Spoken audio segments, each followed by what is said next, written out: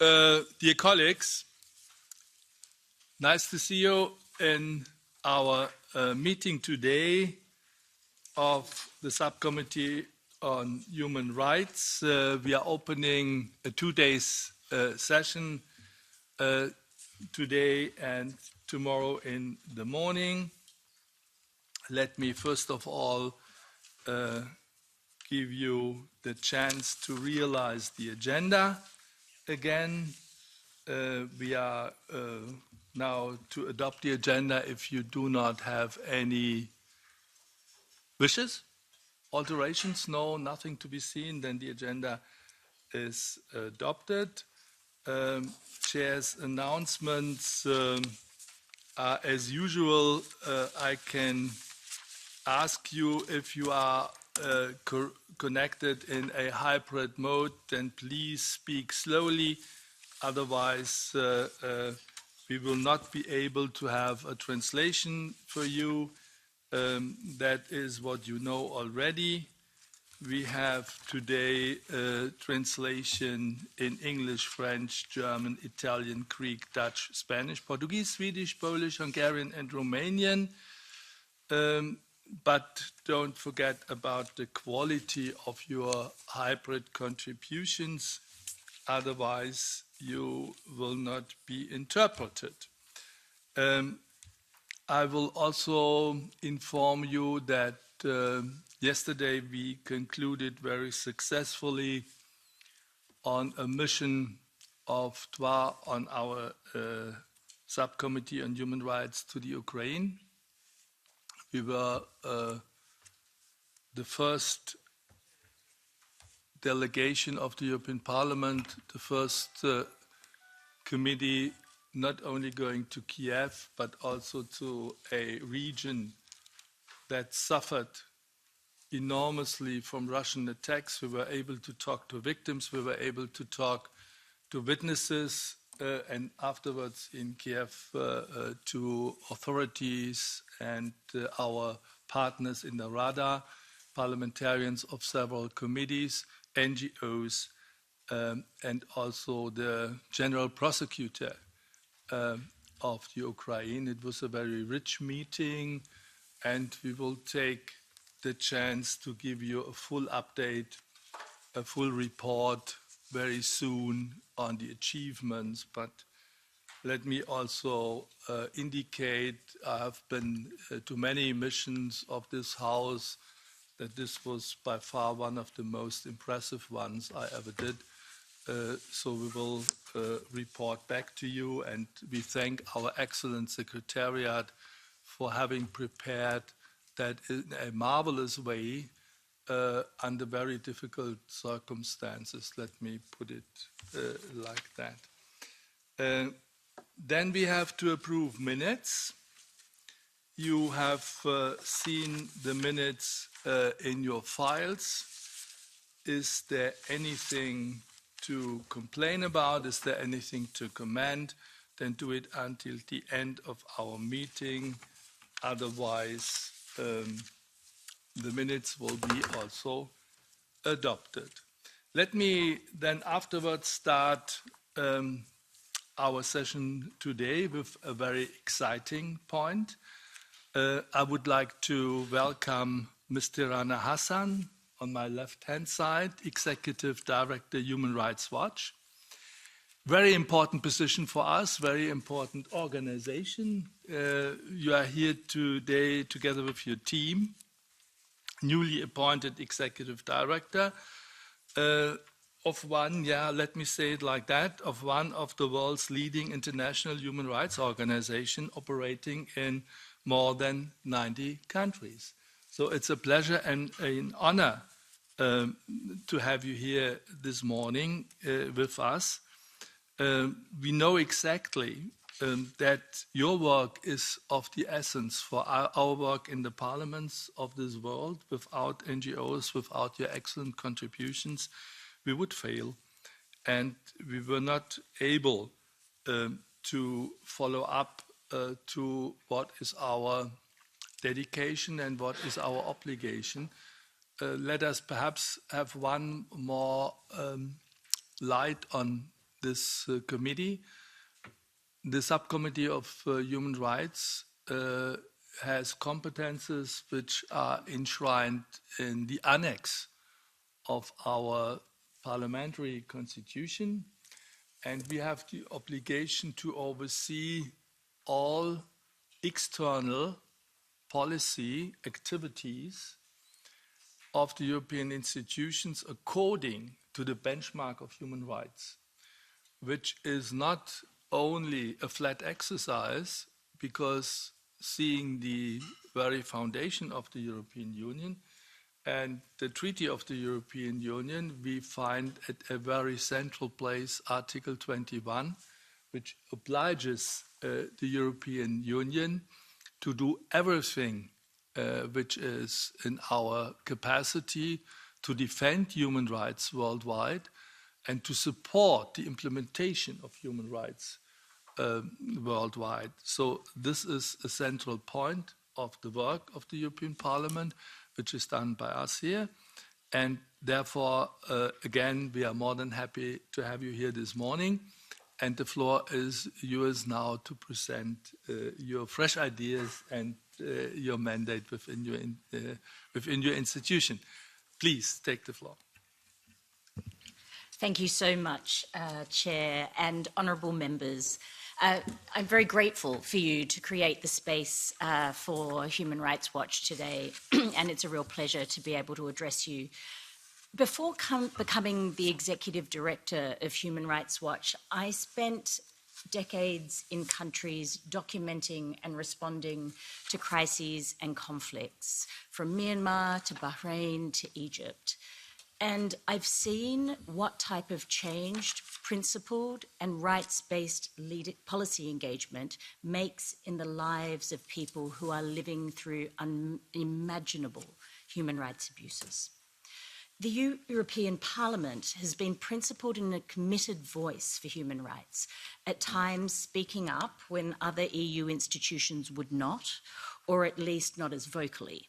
Your resolutions, your positions in trilogues, your country visits, your outreach to ambassadors and others, all of your efforts play an important role in our collective struggle to ensure that human rights are respected.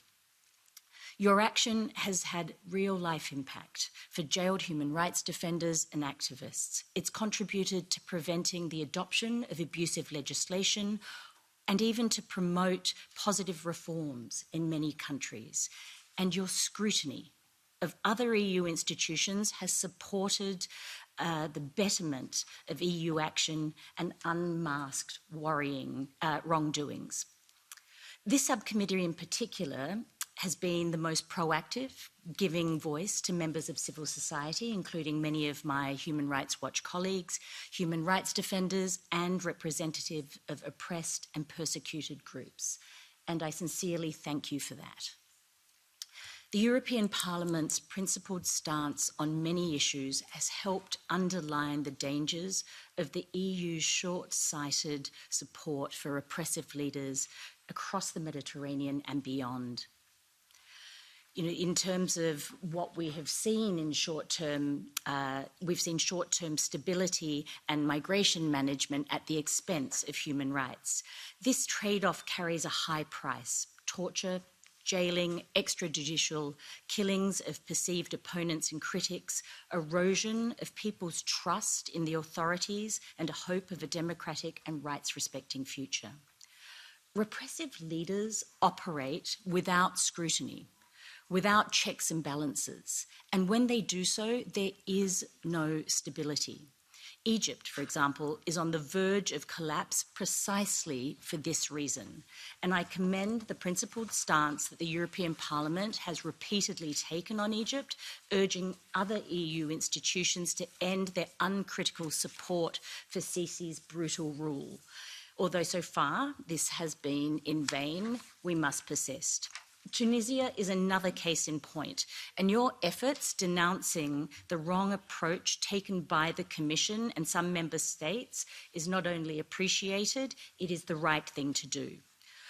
We are also appreciative of your work on China, including your numerous resolutions and hearings, your awarding the Sakharov Prize to Ilham Tohti, your freezing of Kai, your calls on tough EU action, and your efforts for due diligence and forced labour legislation.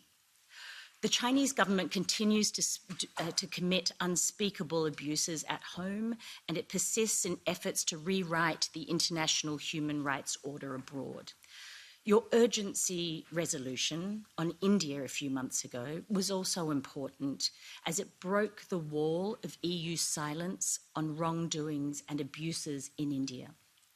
Now, we regret that European governments and the Commission remain reluctant to publicly raise concerns over the very worrying repressive trend under Modi's rule. Politicians under his party, the BJP, continue to use hate speech and fuel intercommunal violence. Human rights defenders and journalists are jailed and harassed, while NGOs and media outlets are being shut down. And India is the country with the most internet shutdowns in the world in the last 5 years. Democracies should not be afraid in scrutinising one another, and European governments and institutions should consider the long-term price of turning a blind eye to increasingly repressive governments. Many human rights defenders and victims of abuses look at the European Union with great hope and expectation. The EU collectively, many of its member states, and this Parliament continue to be very important players in the defence of human rights worldwide. And they have remained so even when the US withdrew from the Human Rights Council. The EU as a bloc and through its member states has promoted the creation of the International Criminal Court, encouraged others to ratify the Rome Statute, and deployed significant efforts to advance justice for international crimes, including the principle of universal jurisdiction. The EU's remarkable efforts to promote accountability for crimes committed in Ukraine should be the blueprint to address international crimes everywhere. And in this regard, we continue to press EU member states to provide adequate resources to the ICC's regular budget and to urge Ukraine to fulfil its commitment to ratify the Rome Statute. It's a step that would further legitimise Ukraine's demands for international justice. The current situation in Sudan has exposed the cost of failures to address decades of impunity and abuses by both the Sudanese armed forces and the rapid support forces.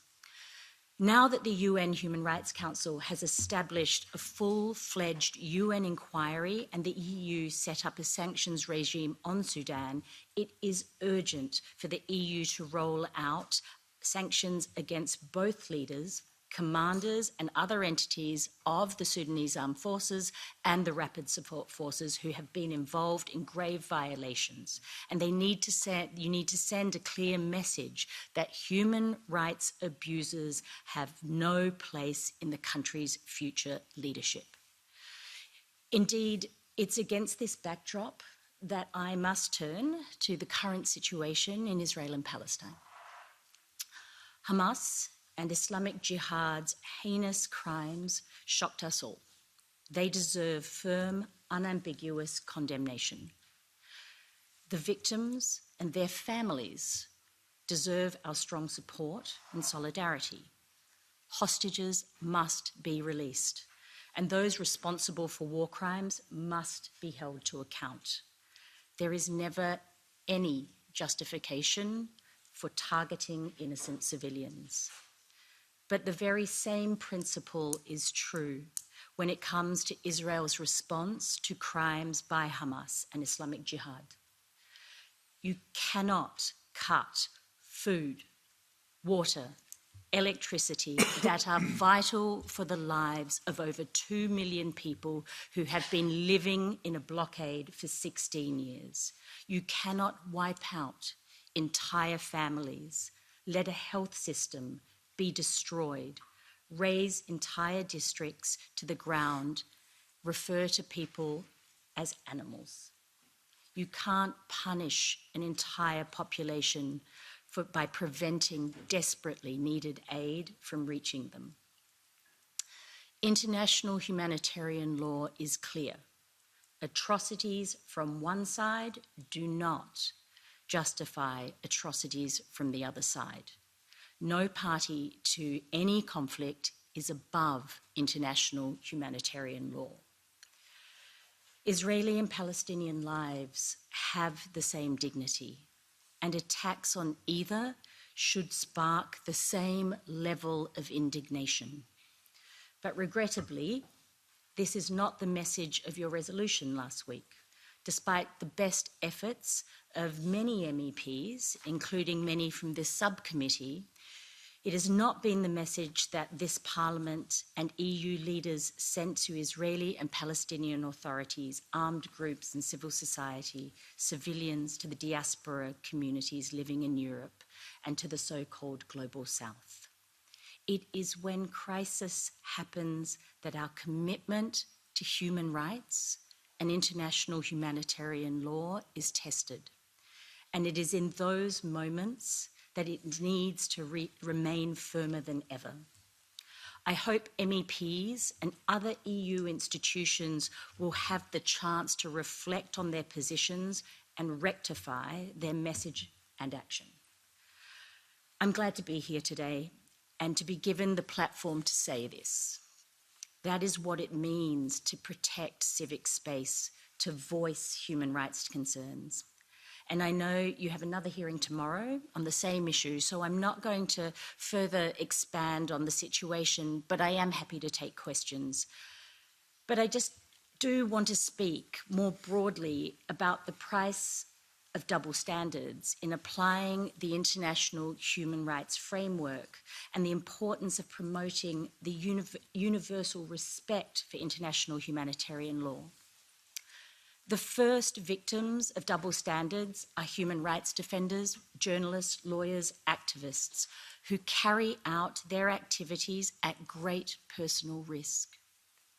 They look at the EU as an ally, and often that is the case, and we have commended the EU for your support of them. But when that doesn't happen, when extrajudicial killings, arbitrary arrests, harassment are met with silence and inaction, when the EU openly supports oppressive leaders, activists on the ground feel let down in their struggle to protect human rights, and they question the EU's commitment to human rights. Double standards also risk undermining the EU's own credibility as a principled foreign policy actor. The EU has made considerable efforts to advance accountability for a number of different crises around the world, including Myanmar, Belarus, Russia, Syria, Ukraine, North Korea, and others. It has done so by galvanizing the international community for votes at the UN. When double standards are exposed, the motives of the EU are questioned, and its credibility is eroded. Abusive governments like Russia and China can benefit from this politically, even when they bear little, if any, credibility in speaking up against war crimes or the protection for Muslims. Finally, double standards weaken the entire international human rights system. When the world cares for some crises and not others, of some innocent victims and not others, when efforts for accountability do not depend on the abuses committed, but on the identity of who the abusers are and who the victims are, the credibility of international institutions and international justice are affected.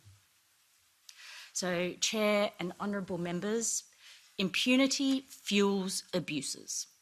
That's true for Russia, as it's true for China, Ethiopia, Sudan, India, Egypt, Saudi Arabia, the UAE, the Palestinian Authority, Israel, and any other country or armed group in the world. So your work, standing up for accountability and the international global order based on respect for human rights and international humanitarian law to governments and institutions in Europe and beyond is more important than ever. And we trust that this subcommittee and this Parliament will continue to do so in the months to come. We can only hope that European people will confirm their commitment to human rights in the elections next year. So I'll stop here. Thank you, Chair, and I look forward to questions. Many, many thanks, Ms. Hassan, for your introduction and your presentation. In my capacity as the chair of this subcommittee, before I give the floor to our members, I'm not in a position, we are not in a position to comment on the selection criteria of the leadership within your organization, but allow me to say that Human Rights Watch made a decision for somebody at the helm of its organization who is willing and able to have precise talk, frank language, and is going straight to the point in a very holistic way of dealing with the problems of the world of today. We are grateful for that. We thank you for that. We honor you for that. And this is exactly the location to doing that. Thank you very much for this contribution. Using the same privilege of frank language, let me say, only on this one element that you mentioned, our resolution from last week in Strasbourg, that an overwhelming majority of our colleagues were of the opinion that, yes, indeed, we found a balanced approach on the atrocities that happened in Israel as well as in Palestine. We are really horrified by, as you mentioned it, but what happened to Israeli citizens, the cruelty of crimes against humanity, and we also warn against whatever action beyond international human law in the Gaza Strip and elsewhere. So this is our daily attempt to find a way forward out of this dilemma of vicious circles that have developed during decades. We know that. And let me only quote our first Vice President, Bernard Guetta, who was leading a mission to Israel and Palestine, a mission of this subcommittee on human rights in July this year, coming back, and therefore we have the point on the agenda tomorrow. This is the very reason, coming back with the warning, the urgent warning, and I can still remember his concrete intervention when he was saying on behalf of this mission, guys, that is already burning. We see that there is going to happen really bad things if we do not urgently intervene on both sides. This was the warning that Bernard and the colleagues from this mission brought to us here to the Brussels institutions. And unfortunately, they were right. So we are not the ones to take a blind eye. We are not the ones to having only one-sided interpretations and what is perhaps the utmost of important attitude that we take. We are not just mirroring the views of others. We are trying to find our own point of clarity on things that occur and to give advice and to push for the solution in the best interest of all involved people. But let me first of all ask now the PPE who would like to take the floor. Would you like to ask for the floor, Anja? Then please, you have the floor for the PPE. Ja, dank u, voorzitter. Ja. Thank you, Chair. I'll be speaking Dutch, so put your headphones on. I'd like to thank Mrs. Hassan.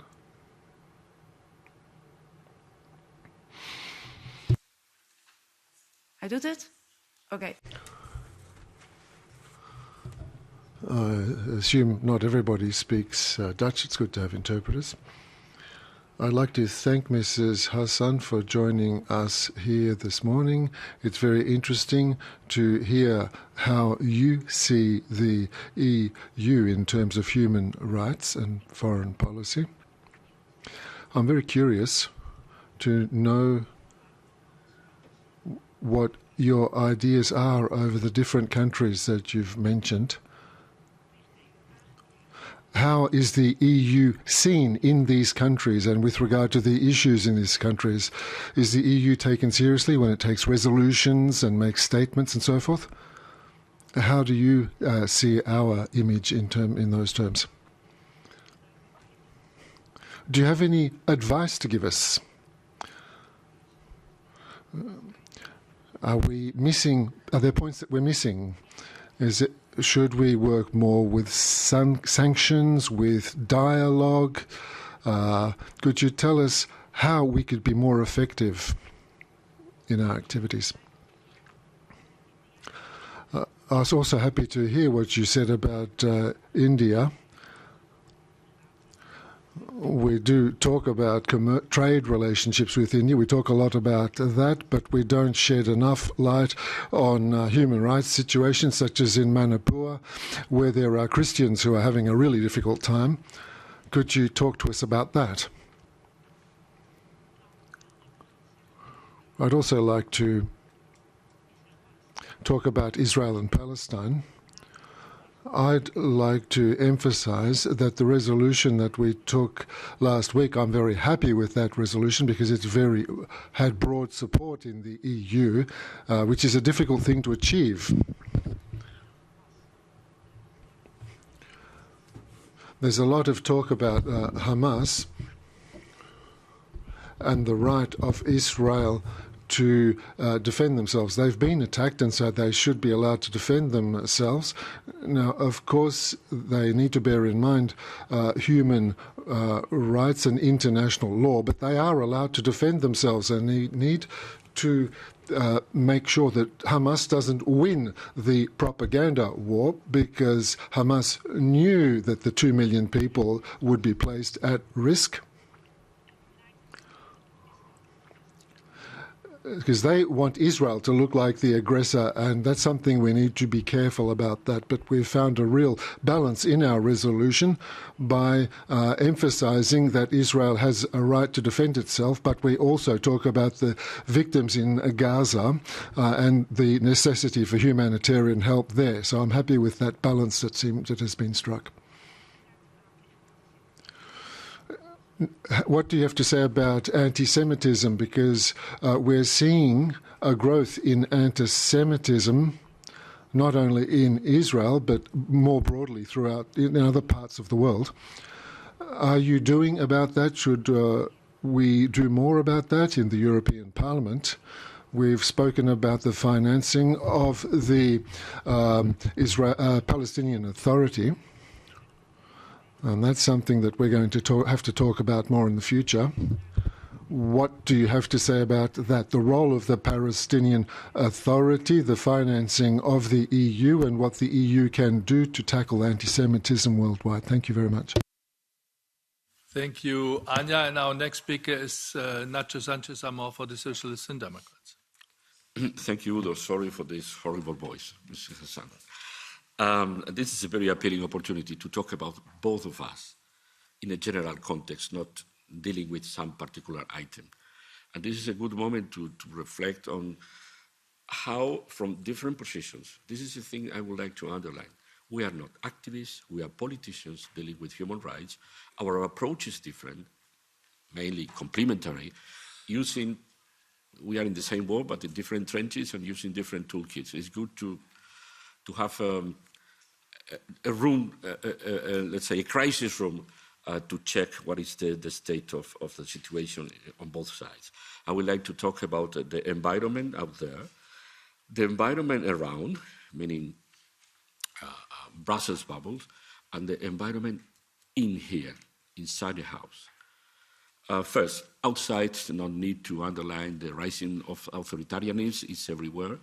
We have been dealing with the narrative of the authoritarian, we have been dealing with the issue of the fake elections, trying to appear with some legitimacy. We have been dealing mainly with the erosion of the universal agreement on the universality of human rights.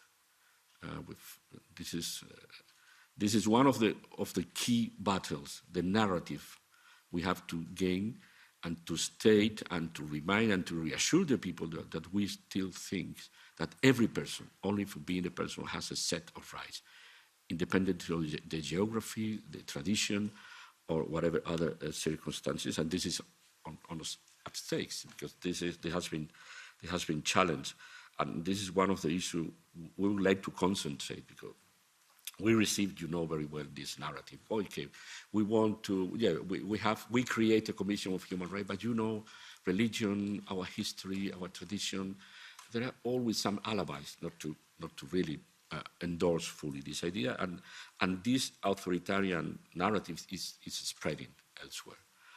And the thing is, you were born as an organization to protect some people. Allow me to use an example. If a local community in Guatemala is harassed by a mining company, the victim is the local community. And then there is the other layer that you mentioned. A journalist who is speaking or giving voice to the people, a lawyer, a journalist, a lawyer, a human rights organization, including this issue in their agenda. Then the attack started by the victims, but now the victims are these intermediate layers, and one of the best examples of this is the foreign agent laws in general. This is a very witty, nasty but witty approach to undermine the legitimacy and simply the action of human rights. This is other issue we have to deal with here. The environment around, and when I say around, I don't know if you know Brussels. There is a Rue Belliard. Belliard Street is the street beside the Parliament, and sometimes I talk about this side and the other side of the Rue Belliard. The side of the Rue Belliard in which the Parliament is more keen or more eager to stand for principles and values, and the real political stuff is the other side. And this is a thing, this is a trend we have to cut immediately. Principles and values is an obligation, is a mandate of the treaties for every institution of the European Union. It's not the role of the always vocal Parliament defending causes and then the other guys looking for gas and energy and talking about key partners for the more nasty dictators elsewhere in the world. And this is a trend we have to cut. And the other, very well, because we have been dealing with the issue, is the role of the delegation of the European Union. They have to choose to be in this side of the Belliard Street on the other side, not easy. But this trend is sometimes the European Union delegation is tackling with human rights, meaning the embassies of the member state are giving this not so pleasant role to the European Union and engaging only in economic diplomacy or trade diplomacy. And in here, in this house, after the Qatar Gate,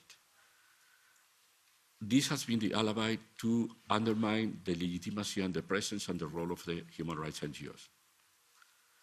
And we appreciate it a lot that some NGOs came out immediately defending the role of this subcommittee in a moment in which many colleagues in the Parliament were extending the idea that, well, we thought the problem was with the economic lobbies, the enterprise. No, but the problem was the, let's say, angelical NGOs. And there was started a battle with the alibi of transparency to undermine the work of the NGOs. And in this particular issue, we are close allies.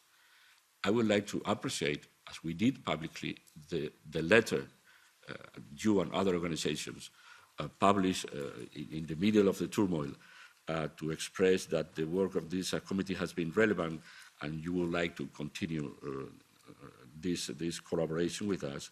But we have to be aware of that. Now the targets are not the real lobbies and the entrepreneur lobbies, no.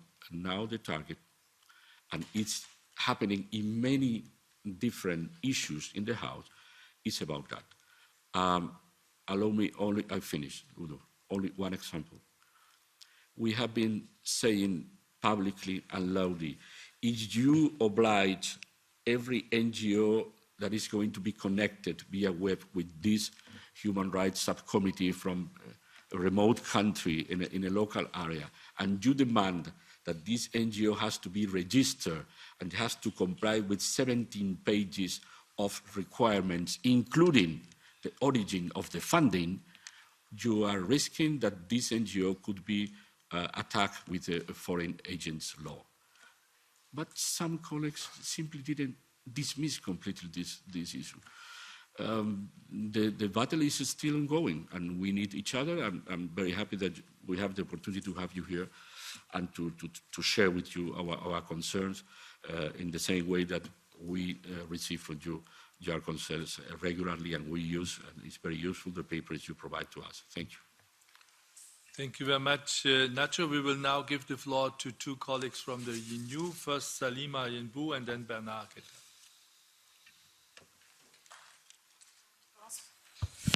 Bonjour, Madame Hassan.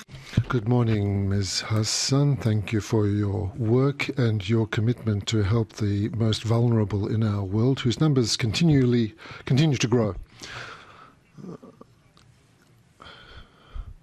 I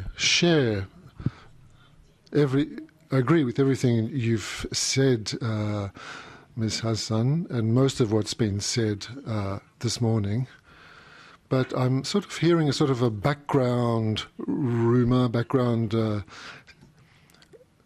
mood of wanting to attack NGOs, attacking their very existence, starting with Qatar Gate. We're hearing that more and more. We saw that with the UNRWA. Now, I know that's not an NGO, strictly speaking, but it's been attacked. And I'm concerned that when there is attack, one should always hear the arguments that are being made by those who are on the attack. It's the political positioning of certain members, misappropriation of funds with Qatar Gate. Do you hear that mood against the NGOs, this growing mood? Do you get a feeling that that's the case? And do you agree with me that if we don't do anything to respond to that, the situation will only worsen? How can we extinguish this growing threat? Because we need the NGOs, we need to ensure their survival. And this, we're seeing also a reduction in financing pretty much everywhere.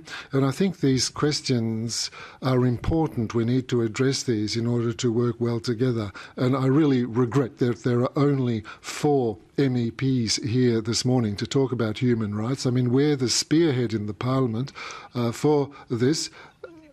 Now, I'm sure that we're the best politicians, but there are only 4 of us, nevertheless. But anyway, thank you. Would like to be counted in. We are 5. But Bernard is our next speaker, Salima. No, it's all good, all good. Bernard. Merci, Madame. Thank you, Ms. Hassan, for having joined us here this morning. First of all, I'd like to say, in a spirit of realism, that I would like us to be worthy of the compliments that you've made us. The question of whether we really are as good as you say is another question, but we are doing everything we can to earn those compliments, to be worthy of them. Second point. I've spoken about this point with the man sitting to your right.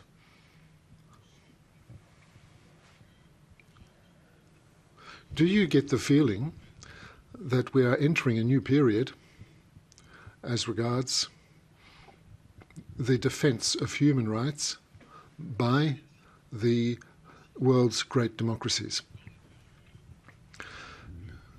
To the extent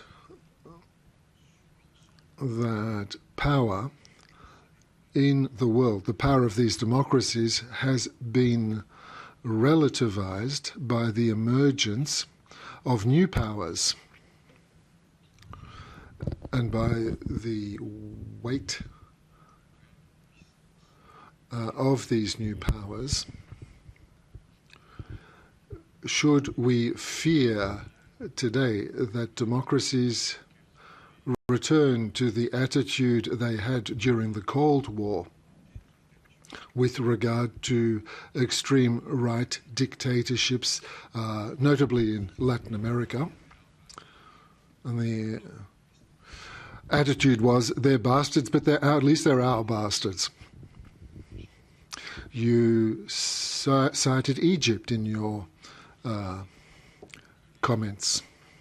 Now, it's clear that Egypt is today has one of the worst records in terms of human rights, but it's also clear that the great democracies of the world are showing a lot of tolerance towards Egypt. And they're not doing that because they like Sisi all that much. It's not that. It's just that realpolitik means that they need Egypt, and they recognize that. Just as they need MBS in Saudi Arabia, in spite of his participation, his involvement in an assassination in the Saudi embassy in Istanbul. So are we losing ground? Are we moving backwards? Is that what you're saying? And if you are saying that, how do you think we can respond to that situation? One final last point. You said Egypt is on the verge of collapse. Could you elaborate on that? Interesting questions to you, and many compliments for your work. So you realized we are working in the same frank spirit as your approach is. So we are allies in free speech and in circulating our autonomous approaches and ideas, working for human rights internationally wherever we go. So the floor is yours for final comments, please. Well, first of all, thank you so much for the questions. I'm going to start with saying one thing about the attention that was brought to only a handful of people in the room. It makes me think of the quote by Margaret Mead, that never doubt that a small group of thoughtful, committed individuals can change the world, because in fact, it is the only thing that ever has. And so what you do and what you say in this room matters. And that brings me very quickly to the resolution. The question came up about the resolution, and I think one of the challenges from last week's resolution and one of the challenges moving forward on Israel-Palestine is that there has been an inconsistency on the call for accountability. The resolution lacked an explicit calling out of the war crimes that were committed. And the expression of outrage was uneven. And this will fuel, these sort of responses fuel the challenge of double standards that is perceived across the global south and across the world. So, let me just start with the first set of questions around what can we do in relation to China and India. One of the things that has enabled large human rights abusers, human rights abusers at such a large scale that have such a strong and a strong footprint in the world, is that they are able to exercise their power. And we see that states are unwilling to call them out for, so as many of the reasons that you have identified, whether it be realpolitik or political expediency. But also these powers, such as China, they feed off silence. And so one of the challenges that we face is that states, including EU institutions, would prefer to deal with China and difficult states in quiet backdoor diplomacy. And actually, that is possibly the worst thing that we could do for human rights in China and for victims of human rights abuses, including the 1 million plus Uyghur and other Turkic Muslims which have been detained in Xinjiang, in China. You create an enabling environment for the Chinese authorities if there is no exposure of their abuses. You do not create an environment where we can talk about accountability and educate a wider public about why it is not right to do business, to go along as business as usual with human rights abuses and a government that commits crimes against humanity. So when you ask about concrete things that we can do, ensure that you push back against the realpolitik. Question if sanctions are going to be lifted before real human rights change, meaningful human rights change, visible human rights change actually can be documented. And I think, push back also against particular mechanisms that continue to facilitate this permissive environment, such as, frankly, with a power like China, should we really be involved in a human rights dialogue? Does it just give the Chinese government a legitimacy to say that they're engaging in processes when we're not seeing any meaningful action, and certainly we're not seeing accountability? On the issue of India, I think, we are at a very pivotal moment right now as the EU looks at de-risking from China and is looking for new trade partners. India is there to receive them with open arms.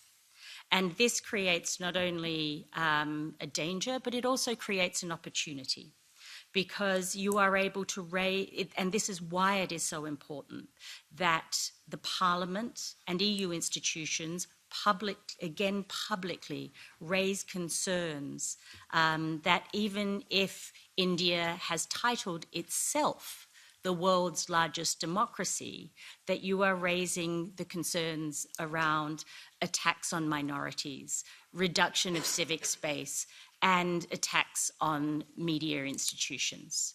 We have seen a degeneration of the rights of all of these organizations and essentially a shrinking civic space under Modi's rule. And the way in which the Indian government authorities and Modi in particular has been received across the world is not compatible with the actions, including the repression that is being dealt out at home. When it comes to Israel and Palestine, nobody has denied the right for a country to defend itself and the right for Israel to defend itself. But what is absolutely necessary in any conflict is that the warring parties abide by international humanitarian law. The conduct of hostilities cannot be cast aside, no matter how horrific an act was on the civilian population. International humanitarian law, accountability for crimes that have been committed and are being committed will be fundamental for what happens in the future. But on top of this, there is meaningful action that can be taken in Israel and in the conflict in Israel and Palestine right now. Investigations, ensuring there's accountability, including the International Criminal Court, which has jurisdiction over this matter, is able to conduct its investigation, is a key step, and it should not be forgotten. But at the same time, we are talking about the massive loss of civilian lives ongoing in Gaza. And there are immediate actions that need to take place. And, you know, not only should we be talking about Israeli bombardments of Gaza, which have targeted civilians and resulted in the loss of thousands of Palestinian lives, the lives of civilians, but also the humanitarian situation. It is very important that we do not delude ourselves into thinking that an adequate humanitarian response for the scale of this crisis can be met through the entry of 20 or 30 trucks for a population of over 2 million people. Bottled water is not adequate. Whilst it's important that any aid gets through, we need to see a meaningful humanitarian response. And what that involves is ensuring that the Israeli authorities turn on the water back into Gaza. You know, there is no reason that water should be cut off from the civilian population in Gaza. There should be fuel allowed to go in to Gaza, because without fuel, you can't have electricity, which impacts the health system. It impacts the ability for surgeons to be able to operate the operating theatres. And we know that the types of injuries that have been documented across Gaza right now require surgical intervention, but also on a very practical level. You need fuel to run, to desalinate water, for water treatment plants, and sewage. The sewage treatment plant requires fuel. And when the sewage treatment plant shuts down, which it has, and raw sewage starts flowing into the streets, we will then end up with a public health crisis. So let me just say that not only are we talking about these being basic rights for human dignity, it is entrenched in international law that you cannot deny a civilian population in conflict humanitarian assistance. This is life-saving. When it comes to the anti-Semitism and Islamophobia, indeed, Human Rights Watch has noted the increase, and it is up to member states. We've seen these attacks, both on anti-Semitic attacks and Islamophobic attacks, on the rise, and it is of deep, deep concern. And it is important that all member states recognise that they have the responsibility to protect all of their citizens. And we've raised a number of questions now around authoritarianism, and you certainly are well aware of the dangers of foreign agents' laws. The one thing I would say about the rise of authoritarianism and the decline of democracy, both of these things, the first victims are human rights. We have seen that, we would be mistaken only to look at or think about authoritarianism in the extreme, the most obvious of the actors. Because even in democracies, we are beginning to see how authoritarian tendencies, the anti-human rights agenda, is beginning to gain currency. And we must keep an eye out for the early warnings and speak out about that. And you're able to do that through resolutions. But the things to look out for are the rise of attacks on LGBT rights. When you see women's reproductive rights and women's rights come under assault. And when you see attacks on the free press, on the judiciary, these are all indicators that we are eking towards dangerous authoritarian trends. And I would encourage you to use all the tools in your toolkit to be able to push back. And that is that using the European Parliament's resolutions, they are very important, especially when other EU institutions stay silent.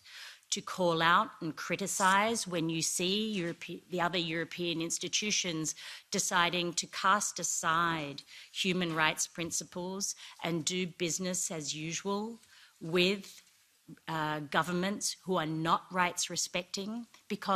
And the reason that this is so important is because when institutions legitimize human rights abusing governments, it simply just empowers them and emboldens them to continue.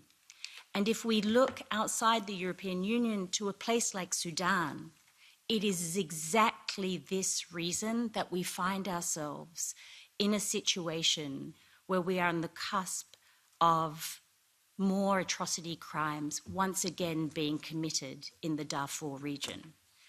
When there is the notion that peace can exist without justice, when you can cast aside your human rights obligations for quick political fixes, this simply creates an environment for human rights abusers to continue doing what they're doing. There may be a pause for a short period of time, but this is the main cause for cyclical violence and cycles of repression. And obviously you have other tools in your toolkit, whether that be trade pressure, trial observation, statements, EU action at the Human Rights Council.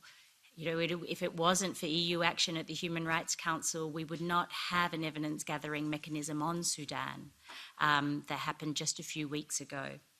And of course, there are sanctions, and sanctions matter and should be used wisely and should not be lifted until, as I mentioned before, meaningful change. But, you know, I will pause there and end on maybe one thing. Yes, power in the world is shifting. Transactional politics seems convenient, but it comes at a great expense for not only for those who are most vulnerable, but also, I think, for the future. And ignoring human rights for short-term gains is a dangerous precedent and should be pushed back on. So, you know, we talk about human rights, but at its heart, what you are in defence of right now is principles and values, but it's also our common humanity, and that's rooted in human rights law. So thank you. Thank you so much, Tirana Hassan. Before I accompany you for 2 minutes break and then we continue with our agenda of today, let me only say we have a very important point right after. The draft report on binding instruments on business and human rights, which is a continuation of our discussion under the leadership of Heidi Hautala. She's the rapporteur. So please stay and let us continue in this very important conversation. But first of all, thanks for our open-minded exchange.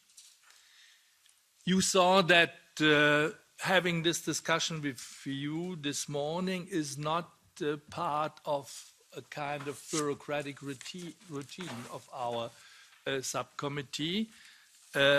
Having complimented you already on your frank language and precise arguments, you brought energy into our conversation, energy and an open-minded exchange, which is exactly our style and which we like a lot.